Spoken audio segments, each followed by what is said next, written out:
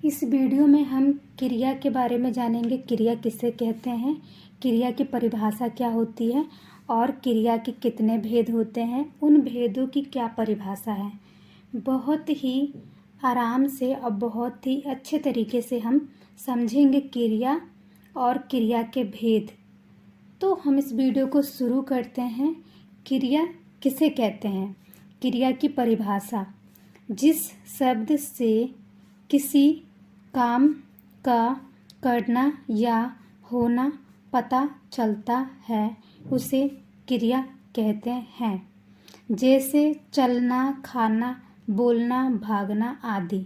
इसका क्या मतलब है? इसका मतलब है कि जिस शब्द से किसी काम का करना या होना पता चलता है, मतलब कि जिस काम से पता चल रहा है कि कोई काम हो रहा है, ठीक है। जिस शब्द से पता चल रहा है कि कोई काम क्या हो रहा है, काम हो रहा है। जैसे कि मैं सब्जियों को काट रही हूँ, तो क्या मेरे द्वारा क्या कोई काम हो रहा है। या फिर मैं एक जगह बैठ के सोच रही हूँ, ठीक है, तो वो भी क्या हो रहा है, क्रिया हो रहा है। मैं अपने दिमाग में कुछ ना कुछ सोच रही हूँ। एक तो मेरे द्वारा काम हो रहा है, एक खुद से हो रहा है जो मैं सोच रही हूँ।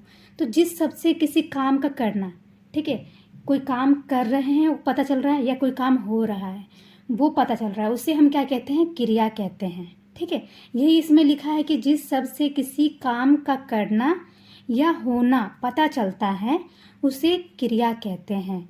जैसे कि चलना, खाना, बोलना, भागना, सोचना, रोना, उदास होना, ये सब क्या है, ये सब क्रिया है। अब हम क्रिया के भेद को जानेंगे, क्रिया के कितने भेद होते हैं और उन भेदों की क्या परिभाषा है ये भी हम जानेंगे। क्रिया के भेद, क्रिया के दो भेद होते हैं, साकर्मक क्रिया, दूसरा है आकर्मक क्रिया। साकर्मक क्रिया की क्या परिभाषा है ये हम जानेंगे। साकर्मक क्रिया किसे कहते हैं? साकर्मक क्रिया उसे कहते हैं जिन क्रियाओं में कर्म की अपेक्षा रहती है।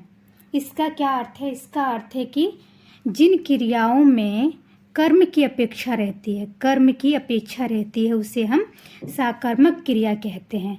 जैसे कि सीता सेब काटती है, ठीक है, सीता किताब लिखती है, दुकानदार तेल तोलता है, ठीक है, जिसमें क्या होता है कि कोई कर्म किया जा रहा है, ठीक है, जिसमें क्या होता है कोई कर्म किया जा रहा है, उसे हम साकर्मक क्रिया कहते हैं। जैसे कि मैं सेब काटती हूँ, मैं कहानियाँ लिखती हूँ, ठीक है, तो मेरे द्वारा कोई काम हो रहा है, कर्म हो रहा है मेरे द्वारा, ठीक है, ठीक है, उसे हम क्या कहेंगे, साकर्मक क्रिया कहेंगे। दूसरा है आकर्मक क्रिया। इसकी परिभाषा है, आकर्मक क्रिया उसे कहते हैं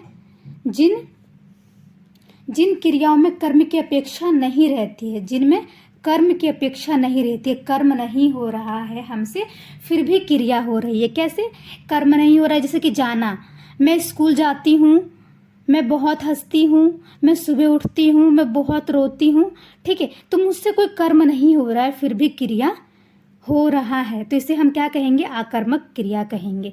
साकर्मक क्रिया में कर्म किया जा रहा है, कोई काम किया जा रहा है कर्ता के द्वारा, ठीक है, उसे हम साकर्मक क्रिया कहते हैं। आकर्मक क्रिया में कोई भी कर्म नहीं किया जा रहा है फिर भी क्रिया हो रही है, जैसे कि जाना, सोचना, हंसना, रोना, इसे हम साकर्मक और आकर्मक क्रिया कहेंगे।